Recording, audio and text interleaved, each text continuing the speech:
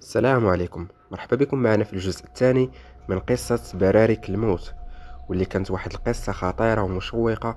من بعد ما وقفنا في الجزء الأول عند الشرطي اللي خدا ديك الحديدة من الإسعاف اللي كانت خداتو حيتاش تحيدو ليه عينيه، وخدات في هذيك الإسعاف في ديك الوقيته هز واحد الحديدة وقتل راسو بيديه. ودابا إلا نتعرفوا شنو وقع من بعد هاد الحادثة هذه، حيتاش هادشي اللي غادي يوقع من بعد غادي يكون واحد الصدمة للجميع. يعني حتى شي واحد ما كان كيتوقع داكشي اللي غادي يصرى من بعد، وكانت واحد الصدمه كبيره لكل شيء. وانا متاكد غادي تعجبكم القصه وغادي تصدموا معها. يلا نكملوا الجزء الثاني باش نعرفوا شنو كاين. ملي سمعوا الناس هاد الامر ما بقى حتى شي واحد قادر يقرب من المنطقه، واي واحد زعم ودخل تما تيسمعوا غير الغوات ديالو وما تيبقاوش يشوفوه مازال، يعني كيختفي. تجمعوا الناس واتفقوا باللي غادي يشعلوا العافيه في هذيك المنطقه باش اللي فيها يخرج وتوضح لهم الامر شويه. وبالفعل شعلوا العافيه في هذاك المكان، لكن ما خرج حتى شي واحد من تما. يعني واخا شعلوا العافيه ما بانت لهم حتى شي حاجه خرجات، وما بقاوش يسمعوا صوت الغوات اللي كان تما، وهما عارفين باللي حتى شي واحد ما خرج من تما من غير البوليسي اللي كانوا محيدين ليه عينيه وانتحر قبل ما يعرفوا منه والو. يعني خرج هكاك وقتل راسو بيديه، ما عرفوش شنو السبب. ملي طفات العافيه وتحبس الصوت زعموا شي وحدين اللي خصهم يدخلوا لهذا المكان هذا، وتفاجئوا من بعد ما كان والو. يعني واخا دخلوا للمكان ما لقاو حتى شي حاجه في المكان. المكان كان خاوي ومهجور ما فيه حتى واحد، ورجعوا في حالهم خايفين لا يوقع عليهم بحال ما وقع للناس اللي قبل منهم. يعني ما عارفينش اش وقع عليهم، يعني هما ماتوا تما ويعني مبقى تسمع عليهم حتى شي واحد شي حاجه، راجعين وخايفين واش يوقع عليهم شي حاجه بحال هذوك الناس. من داك الوقت تسمات المنطقة باسم ساحل برارك الموت، وكل شيء تحول من حداها. ما بقات حتى شي حاجة، يعني كاع الناس اللي كانوا ساكنين تما وبالجوار ديالها تحولوا، مبقى كيدخل ليها حتى شي واحد. حيتاش كان اللي كيدخل ليها ما كيخرج لا حي ولا ميت، ما تيبقاوش يشوفوه. وكل شيء الكبير والصغير ولا عارف انه ممنوع الدخول لهذه المنطقة. وحنا هذا هو اول واحد تنسمعوا به ساكن في هذه البلاصة، هو اللي عندنا العنوان ديالو، يعني هذاك الدرة اللي غادي نمشيو عنده. وهنا بغينا نمشيو نشوفوه. اول ما قريت العنوان كنت بغيت نقول لهيثم بلاش ما نمشيو لعنده، يعني هذا الشيء فيه الموت. نقلبوا على شي حاجه، يعني خلينا نقلبوا على شي حاجه اخرى. حنايا باقيين فازل العيش، يعني عارفين الا مشينا لتما راه غتوقع شي حاجه. يعني في الداخل ديالنا كنا حاسين بلي راه غادي توقع شي حاجه، لكن الفضول ما خلاناش يعني نتراجعوا. والتفكير يعني اللي بدينا كنفكروا فيه كنقول مع راسي وانا دابا راه بديت وخاصني نكمل هذا الشيء هذا، يعني خاصني نكمل ونعرف شنو واقع ونعرف يعني داك الشيء علاش كنت تنقلب من الاول.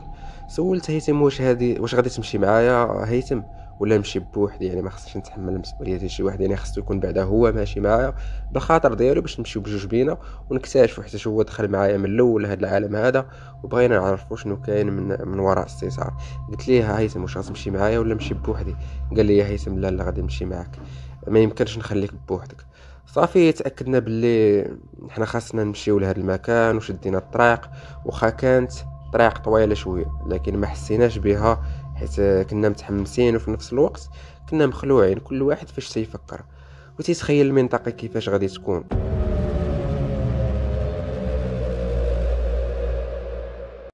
وصلنا لتما وباقي النهار كان تما تيبان خاوي.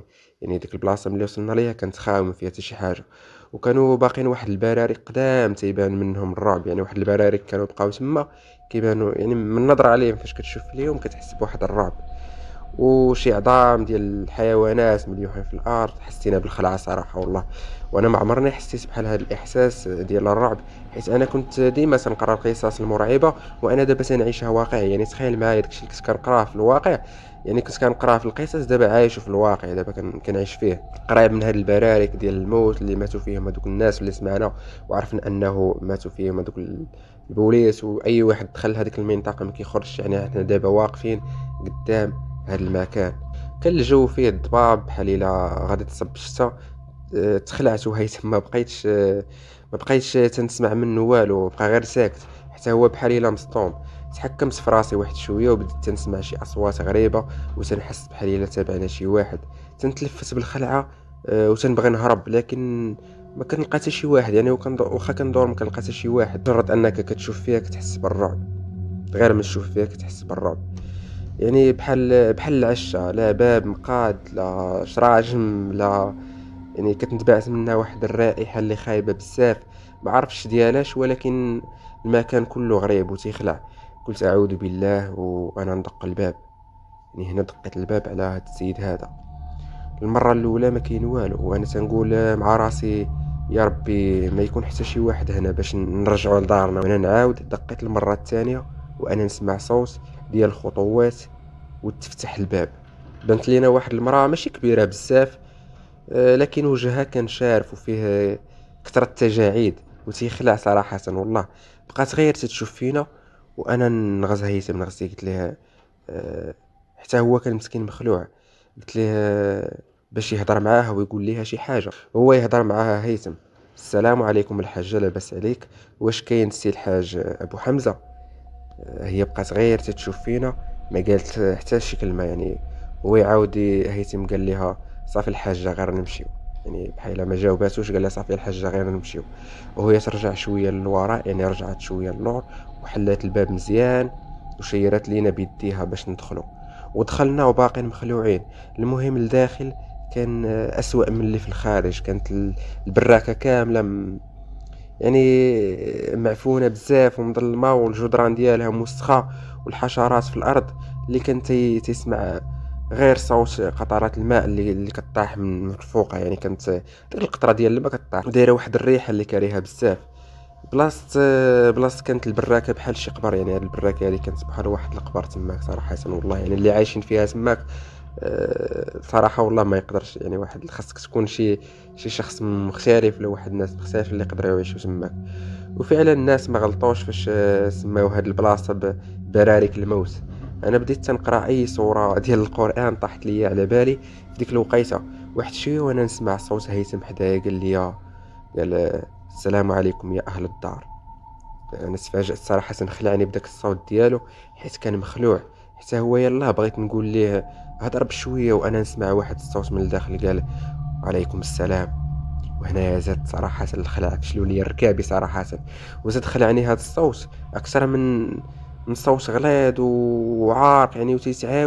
تيتعاود مع الجدران ديال ديك البراكة اللي خاوية. درت ورايا باش نسول المرأة واش هذا هو الحاج أبو حمزة. ما لقيتهاش حدانا، ما عرفناش فين مشات، وحتى الباب من دخلنا ما كاينش بلاصتو. يعني تخيل معايا كتدخل شي بلاصه، في الاول دخلتي لقيتي الباب، ولكن فاش دور وراك داك الباب ما بقاش، ولاو دايرين بينا غير الحيوط والجدران. نقصت من بلاصتي وانا نغوت: هيثم فين الباب اصاحبي؟ منين دخلنا؟ وفينا هي المراه اللي حلت لينا ودخلاتنا؟ هيثم تبدل فيه اللون، ولا بحال الى حيدتي ليه لسانه مبقاش قاد، يعني مبقاش قاد يتكلم ولا حتى كلمه، وفشل وما بقاش قاد يبقى واقف على رجليه. وهذاك اللي ما عرفناش شكون اللي كاين لداخل كان تيسمع فينا وهو يعاود يقول: تفضلوا دخلوا عندي وانا نفهمكم اش كاين. تفضلوا انا نفهمكم اش كاين، تفضلوا. انا وهيثم بقينا غير تنشوفوا في بعضياتنا، ما عرفناش اش نديروا. تبانوا لينا شي شراجم وعندنا نفس الفكره، هي نهربوا منهم وخا كانوا صغار، ولا حسن نكمل اللي بغى يوقع. فعلا دخلنا لعندو. انا كنت متوقع انني غادي نلقى شي حاجه من غير الانس، لكن لقيناه واحد الانسان جالس في كرسي المعوقين. تخيلوا معايا واحد الانسان كبير جالس في واحد الكرسي ديال المعوقين، وكان كبير في العمر وكاين حداه واحد الكاشه، يعني واحد المانطا في الارض كامله موسخه وغبره. يعني داكشي كيبان قديم بزاف، يعني مستحيل انه تقول كان عايش هنا شي واحد اصلا. كان معلق حداه شي اكياس في واحد الحديده بحال السيروم، يعني حداه بحال واحد السيروم، وكان خارج منها واحد التيوات واحد الانابيب وداخله في عنقه. وملي بقيت تنشوف داكشي بدهشه وخلعه واستغراب، هو قال لي: هادشي هو اللي تيخلاني نقدر نحرك غير راسي وعنقي. يعني انا ما بقيتش عارف اش نقول ليه. بغيت نبتسم، ما قدرتش ندير حتى شي حركه، لكن فاش شفت وجهه كنت يخلع. ما كانش عنده يعني واحد العين، كانوا محيدين العينين ديالو، كانوا محيدين بلاصتهم، وتيبان العظم ديال الجمجمه. تخيلوا معايا داك المنظر اللي كتشوف فيه، يعني كيبانوا ليه العظام ديال الجمجمه ديالو. والعين الثانيه كانت بيضاء، يعني العين الاخرى اللي كانت في الجهه الاخرى كانت بيضاء، بياض واحد البياض اللي صراحة كان بصير ما تيشوفش. وهنا بقيت تنفكر مع راسي اش دار هاد الانسان حتى تلاح بحال هاك، يعني واش اللي خلاه يبقى هنا اصلا؟ يعني شنو الحاجة اللي خلاته يبقى هنايا؟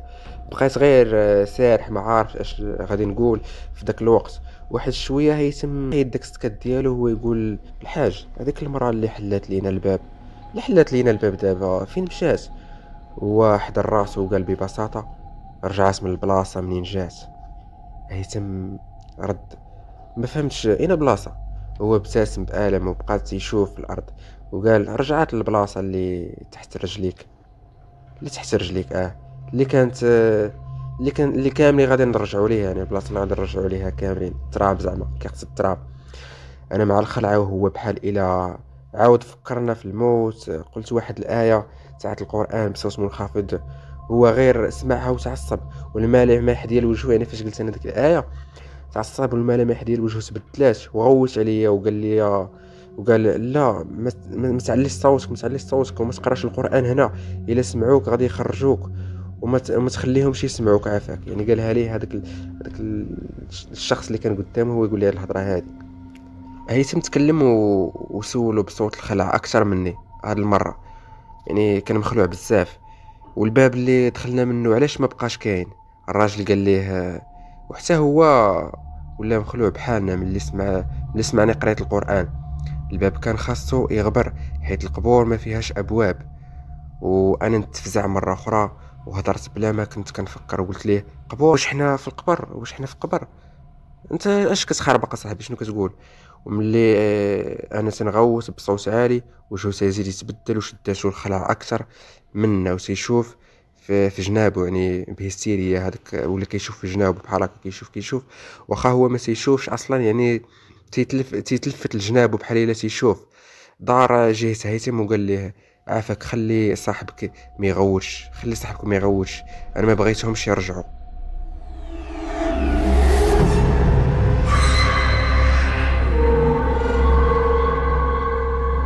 كان هذا هو النهاية ديال الجزء الثاني، حتى هاد القصة صراحة طويلة بزاف، وهذا الشيء اللي مازال جاي غادي يكون يعني شي حاجة اللي فوق الخيال صراحة، شي حاجة اللي ما تقدرش تخيلها حتى شي واحد.